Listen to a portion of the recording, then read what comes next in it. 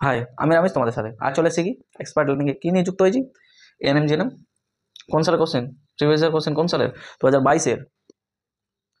এর আগে আমরা আলোচনা করেছিলাম কি 2022-এরই আলোচনা করেছিলাম, কিন্তু কী আলোচনা করেছিলাম, শিফট 1-এর কোশ্চেন আলোচনা করেছিলাম। তো আজকে আমরা আলোচনা করবো কি নিয়ে, শিফট 2-এর কোশ্চেন। কোন সাবজেক্টের?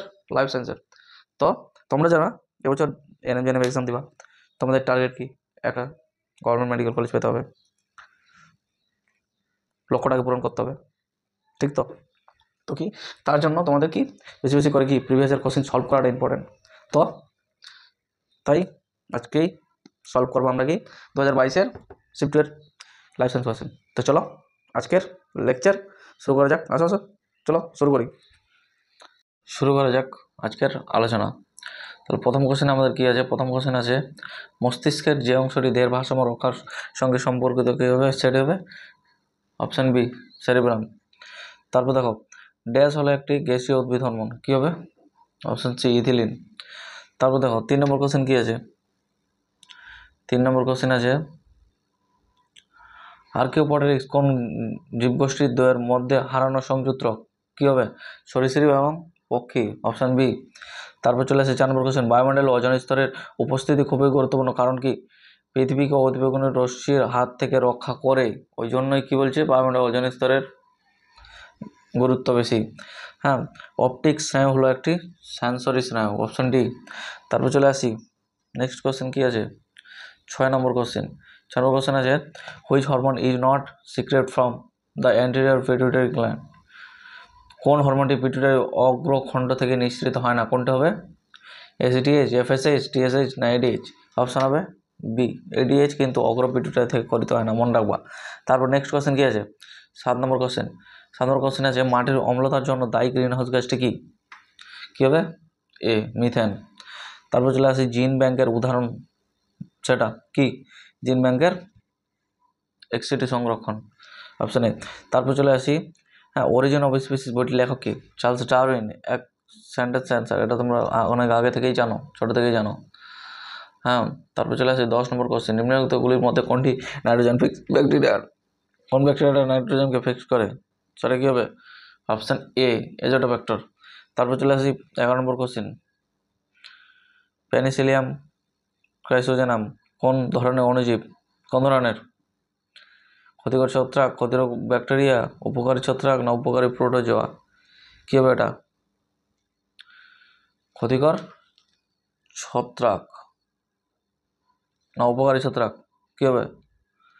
তোমরা এটা জানো, বলো। অপশান হবে উপকারী। মনে রাখবা, ওখানে দেখবা দুটো অপশান আছে, কিন্তু একটা আছে ক্ষতিকর ছত্রাক, একটা উপকারী ছত্রাক। ছত্রাকের ক্ষেত্রে হবে, কিন্তু এটা উপকারী ছত্রাক হবে। তারপর দেখো, ক্রায়ো সংরক্ষণে ব্যবহৃত রাসায়নিক পদার্থটি কি?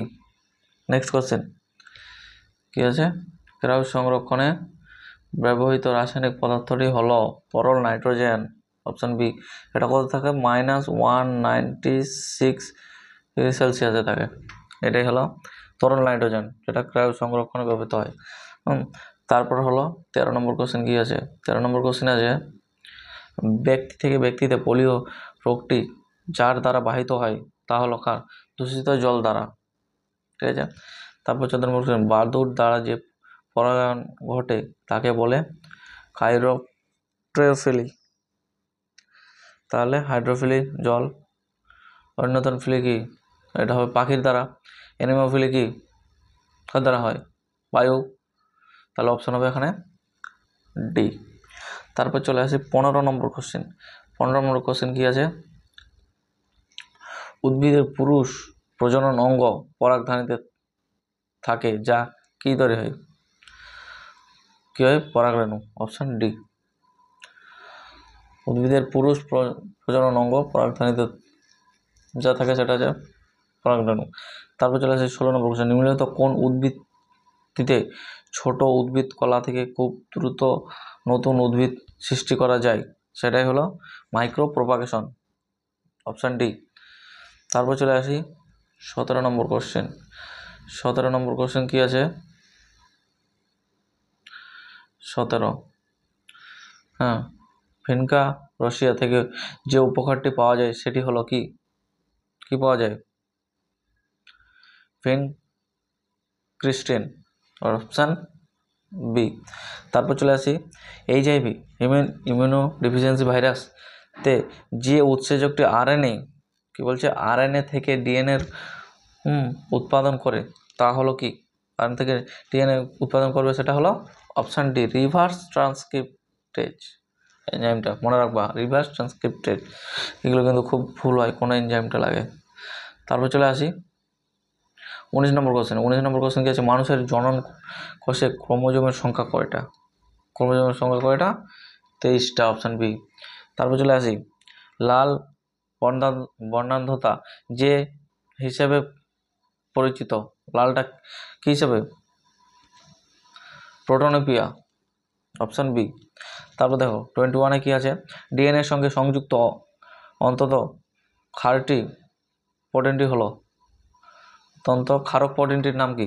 ডিএনএর সঙ্গে সংযুক্ত যেটা সেটা হলো হিস্টোন প্রোটিন। আমরা জানি এটা ভালো করে অপশান এ হিস্টোন প্রোটিন। তারপর চলে আসি কত নম্বর কোশ্চেন 22 চলে আসি কোন শব্দটি একটি জীবের সামগ্রিক জিনগত উৎপাদনকে সঠিকভাবে বর্ণনা করার জন্য ব্যবহৃত হয়? কোন শব্দটি কি বলছে সামগ্রিক জিনগত উপাদানকে সঠিকভাবে বর্ণনা করার জন্য ব্যবহৃত হয় সেটা হলো জিনোম মনে রাখবা অপশান সি। তারপর মেলিয়াস ইনকাস ও স্টেপিস নামক ছোট হাড় তিনটি নিম্নলিখিত কোন জ্ঞানেন্দ্রিয়তে পাওয়া যায়? এটা হবে কোথায় পাওয়া যায় এগুলো? কানে মনে রাখবা মেলিয়াস ইনকাস স্টেপিস নামক ছোট হাড়গুলো কোথায় পাওয়া যায়? কানে। তারপর চলে আসি কত নম্বর কোশ্চেন 24-এ চলে আসি 24 হচ্ছে বার্নিং পদ্ধতি যার অযৌন জনন ঘটে। কার অযৌন জনন ঘটে বার্নিংয়ে কার অযৌন জনন ঘটে? স্যাকারোমাইসিস বা ইস্ট, এখানে স্যাকারোমাইসিস আছে। তারপর চলে আসি 25-এ 25-এর কোশ্চেন কি আছে নিম্নলিখিতগুলির মধ্যে কোনগুলি ব্যায়ামতন্ত্র সৃষ্টির সঙ্গে জড়িত? ব্যায়ামতন্ত্র সৃষ্টির সঙ্গে জড়িত কি? মাইক্রোটিবিউলস কি হবে তাহলে? Option D. তারপর চলে আসে 26 প্রোটিন সংশ্লেষের সঙ্গে প্রত্যক্ষভাবে যুক্ত কোষ অঙ্গাণুটি কি? প্রোটিন সংশ্লেষের সাথে কি? রাইবোজোম। প্রোটিন সংশ্লেষ কে করে? রাইবোজোম। তারপর 27-এ কি আছে নিচের রোগগুলির মধ্যে কোনটি মশাবাহিত নয়? ডেঙ্গু কি মশাবাহিত? ম্যালেরিয়া কি মশাবাহিত? আর কি চিকনগুনিয়া কি মশাবাহিত? তার কি হবে ওখানে অ্যান্সার? প্লেগ কিন্তু মশাবাহিত না।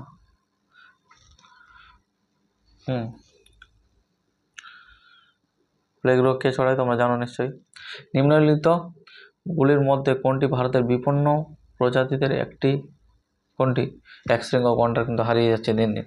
তার বিপন্ন প্রজাতি কি? একশৃঙ্গ গন্ডার অপশান বি। তারপর চলে আসি নিচের কোন প্রতিবর্তক ক্রিয়া নয়? কোনটি? নয় মনে রাখবা নট বলেছে নয় কোনটা নয় প্রতিবর্তক ক্রিয়া? তাহলে সুইটিং মানে ঘাম অপশান বি। Option B. তারপর চলে আসি 30 নম্বর কোশ্চেন ক্যাটাগরি 1-এর লাস্ট কোশ্চেন কি আছে যে মাইটোটিক মেটাফেজ দশাগুলিতে ভি আকৃতির ক্রোমোজোম দেখা যায় তা হলো মেটাসেন্ট্রিক। কী হবে? Option C. তাহলে আমরা আলোচনা করলাম এখন কি নিয়ে?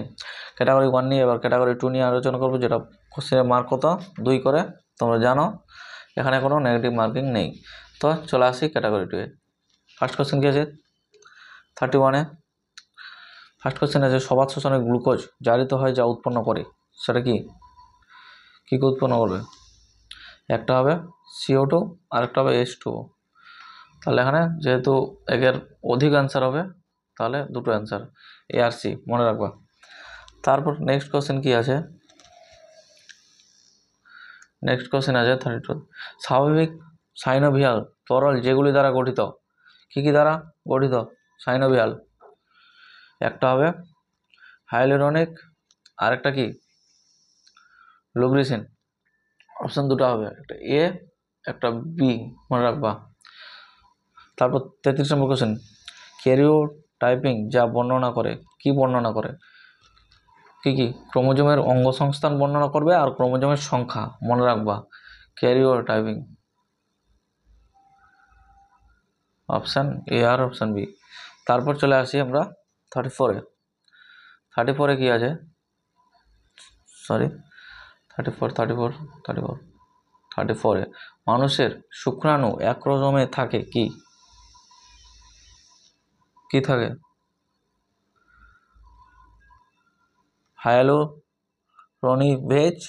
হায়ালুরোনিডেজ আর একটা কি অ্যাক্রোসিন। তাহলে অপশান সি আর অপশান ডি। তারপর চলে আসি 35-এ কি আছে? 35-এ আছে লাইসোজনিক চক্রে নিম্নলিখিত কোন ঘটনাগুলি ঘটে লাইসোজনিক চক্রে? তাহলে ভাইরাস একটি প্রোফেজ সৃষ্টি করে, এটা হবে অপশান বি হচ্ছে। আরেকটা কি হচ্ছে পোষক ব্যাকটেরিয়াতে নতুন বৈশিষ্ট্যের প্রকাশ ঘটে। এই দুটা কিন্তু হবে, কিন্তু এই এ আর সি কিন্তু হবে না। তাহলে অপশান কি হলো? বি আর ডি। হ্যাঁ, তারপর চলে আসি 36-এ ডোমেইন আর্কিয়াতে যারা অন্তর্ভুক্ত। ডোমেইন আর্কিয়া কারা অন্তর্ভুক্ত? একটা হবে মিথানোজেনাস, আরেকটা হবে হ্যালোফিলস। তাহলে ডোমেইন আর্কিয়াতে মনে রাখবা সি আর ডি। তারপর দেখো 37-এ কি আছে? 37 না, হ্যাঁ, নিম্নলিখিত গুলির মধ্যে কোনগুলি নন আয়োনাইজিং রেডিয়েশন? কোনগুলি? এটা অতিবেগুনি রশ্মি, আর একটা কি হবে মাইক্রোওয়েভস। এই দুটা সি আর ডি। তাহলে অপশন হবে সি আর ডি। তারপর চলে আসি 38-এ নিশ্চয়ই 38-এ কি বলছে? যে পদ্ধতিগুলি এক্সিডি সংরক্ষণের জন্য গৃহীত নয় কি হবে? ক্রায়ো সংরক্ষণ গৃহীত হয়, যে পদ্ধতিগুলো এক্সিডি সংরক্ষণের জন্য গৃহীত হয়, কোনগুলি গৃহীত হয় এক্সিডির জন্য? এনসিডু বলেনি কিন্তু, কি বলেছে মনে রাখবা এক্সিডু। কি বলেছে? এক্সিডু বলেছে। তাহলে এক্সিডির জন্য গৃহীত হয় কোনগুলো? কি হবে? ক্রায়ো সংরক্ষণ, এটা হয়। তারপর কি হয়? জার্ম প্লাজম ব্যাংক, এটা হয়। আরেকটা কি হয়? Botanical garden.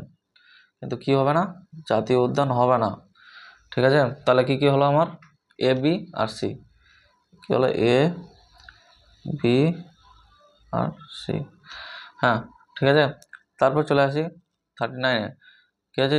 জীবগুলি কোন কম্বিনেশনগুলিতে সবকটি নাইট্রোজেন চক্রের সাথে সরাসরি যুক্ত হয়? কোনগুলি?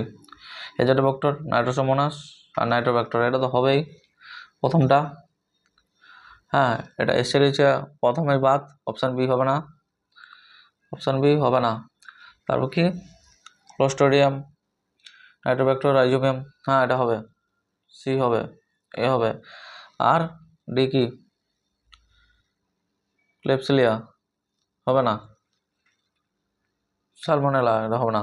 তাহলে কি হচ্ছে? এ আর সি হচ্ছে। তারপর চলে আসি লাস্ট কোশ্চেন 40। লাস্ট কোশ্চেন কি আছে? হ্যাঁ, ডিএনএ যেগুলির দ্বারা গঠিত হয়ে থাকে, ডিএনএ কি জিনিস দিয়ে তৈরি?